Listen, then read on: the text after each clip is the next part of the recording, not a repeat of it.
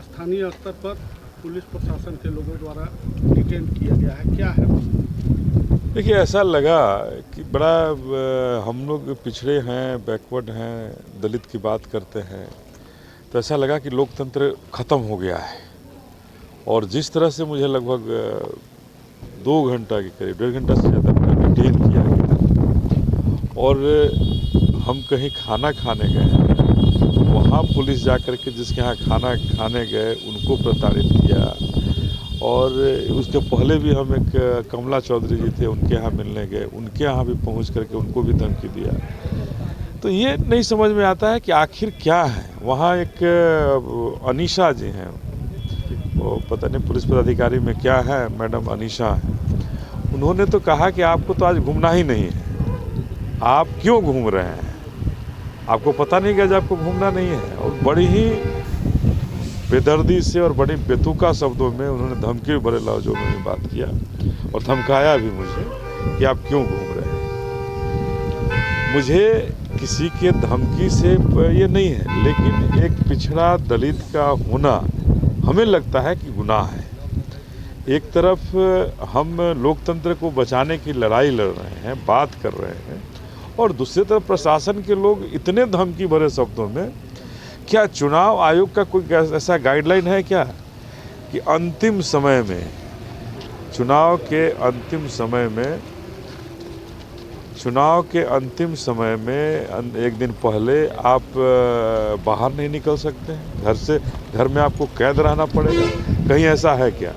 कितने देर तक डिटेन किया गया? लगभग 2 घंटा, पौने 2 घंटा के आसपास मुझे डिटेन किया गया। और हम लोग बाहर खाना खा रहे थे, सड़क पर के किनारे खाना खा रहे थे। वहाँ भी पुलिस बड़ी बेतरतीब ढंग से काफ़ी ये कि हमारे गाड़ी में ये उजला रंग का हमारा ये है, गमछा है, इस गमछा पर भी उन्हें आपत्ति है, हमारे घूमने पर आपत्ति है, हमारे गमछा पर आपत्ति है।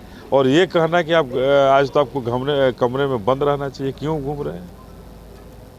बाकी लोग यहाँ साड़ी बंटवा रहे हैं, और क्या क्या बंटवा रहे हैं, कौन पैसा बंटवा रहा है, साड़ी बंटवा रहा है, और हमको घूमने नहीं दिया जाएगा? जिनको जहाँ साड़ी बंट रहा है, क्या उन लोगों को नहीं दिख रहा है क्या?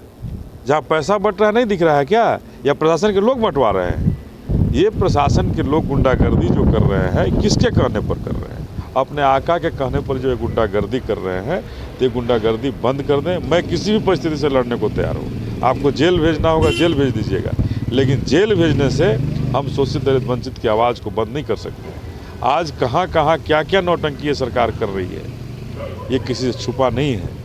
और लोकतंत्र की हत्या आज रात में ये लोग क्या क्या करने की प्लानिंग कर रहे हैं, कौन प्रत्याशी क्या बांट रहा है। हम लोग तो बहुजन समाज से बाबा साहब को मानने वाले लोग हैं। मैं वोट खरीदना नहीं जानता हूँ, लोगों से बात करके वोट लूँगा, लेकिन ये लोग तो वोट खरीद रहे हैं, साड़ी दे करके ले रहे हैं। क्या यहाँ के सारी प्रशासन अंधी हो गई है क्या? नहीं दिख रहा है उनको?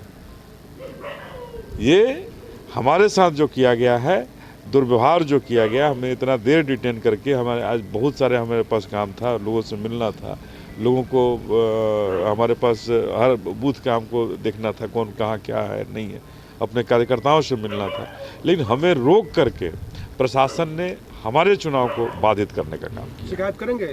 निश्चित रूप से मैं इसका शिकायत करूंगा, निश्चित रूप से मैं इसका शिकायत करूंगा कि आप किस गाइडलाइन के तहत आप हमें पौने 2 घंटा के करीब रोके।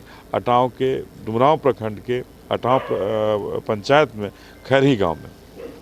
और एक उनका शिकायत था कि आप दर्जनों गाड़ी लेकर के चल रहे हैं। जब गाड़ी देख रहे हैं तो मेरे साथ कोई गाड़ी नहीं है, लेकिन उनका कहना है कि दर्जनों गाड़ी आप लेकर चल रहे हैं। किस आंख से उन्होंने दर्जनों गाड़ी देखा ये भी हमें नहीं पता चला कि जब दर्जनों गाड़ी मेरे साथ था तो आखिर कौन से आंख से आपने देखा? जांच के दौरान कुछ जांच के दौरान उनको फिर यही लाया, ये जो गमछा है, ये गमछा हमारे गाड़ी में था। एक वहाँ स्थानीय एक गाड़ी लगी हुई थी जहाँ हम खाना खाने गए थे, तो वहाँ एक गाड़ी लगी हुई थी, उस गाड़ी की जांच की गई।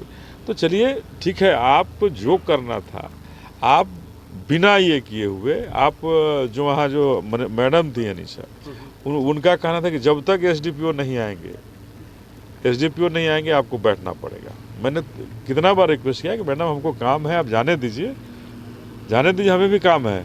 आपको जो करना है आप कर लीजिए, यहाँ गाड़ी चेक करना है चेक कर लिया आपने, हमारे पास क्या मिला है, तो नहीं आपको बैठना पड़ेगा। कोई साजिश लग रही है क्या कोई साजिश लग रही है? ये निश्चित रूप से साजिश है, ये सरकार की साजिश है जिसके तहत दबाने की जो काम किया जा रहा है। उनको लग गया है कि इनके बक्सर से उनकी ज़मीन हिल चुकी है। बक्सर में जो है वो यहाँ के जो प्रत्याशी हैं, इस सरकार के जो प्रत्याशी हैं, उनकी ज़मीन हिल चुकी है। और इसीलिए हम बहुजन समाज के लोगों को प्रताड़ित करने का कि इनके जो कार्यकर्ता को डिमोरलाइज हो, कि इनके प्रत्याशी को ही डिमोरलाइज कर दें, कहीं घूमने नहीं दें, डिमोरलाइज हो जाए और लास्ट में इनके कार्यकर्ता डिमोरलाइज हो जाएंगे। डिमोरलाइज करने का ये काम हमारे साथ किया है और हमारे कार्यकर्ताओं को डिमोरलाइज करना चाहते हैं।